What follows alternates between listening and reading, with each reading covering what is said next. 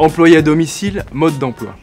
Pour beaucoup, c'est un job qui consiste à répondre aux caprices de personnes n'acceptant pas de vieillir, ou effectuer des tâches pour des personnes dépendantes. Eh bien non, la réalité est bien loin de ces clichés. Nous allons rencontrer Christelle, 26 ans, qui va partager avec nous les moments d'échange qu'elle vit au quotidien.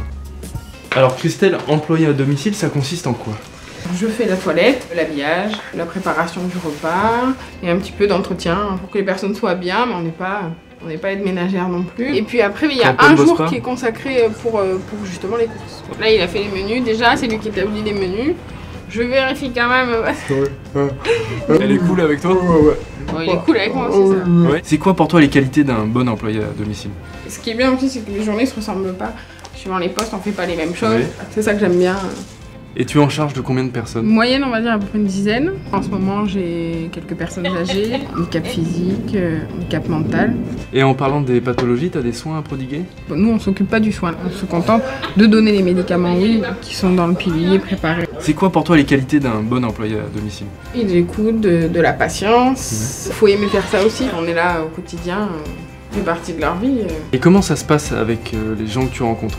Est-ce que c'est dur de rentrer dans leur intimité au début? On est quand même assez bien reçus en règle générale, mais forcément on crée des liens, ça c'est systématique. Ça nous apporte beaucoup, bon, c'est sûr on donne aussi, mais inversement, enfin, l'échange est réciproque. On apprend beaucoup de choses, que ce soit sur le passé, qui nous raconte des anecdotes, vraiment des choses que moi j'ai pas connues, hein, j'étais pas née, ou même sur la cuisine. Hein, Toto, la shorba, je connaissais pas. Parle-moi de ton parcours. Alors j'ai suivi un parcours assez classique, on va dire, jusqu'au BEP, carrière sanitaire et sociale. Et ensuite, quand je suis arrivée sur Bordeaux, j'ai cherché donc dans le service à la personne et donc je suis arrivée directement ici. Et comment tu vois l'avenir?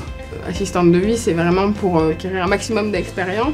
Dans un futur proche, je souhaite faire ma VAE, validation de l'acquis d'expérience, pour avoir le DEAVS, diplôme d'état d'auxiliaire de vie sociale. Et par la suite, c'est vrai, passer les concours et être éducatrice. De l'ambition. Alors, employé à domicile, ça vous tente? Vous avez envie de vous rendre utile en aidant ces personnes fragiles? Vous vous sentez de participer à leur quotidien en les accompagnant jour après jour? Plus qu'un rapport professionnel, employé à domicile, c'est d'abord un rapport humain, un véritable lien, une nouvelle histoire que vous allez partager avec les gens dont vous vous occupez.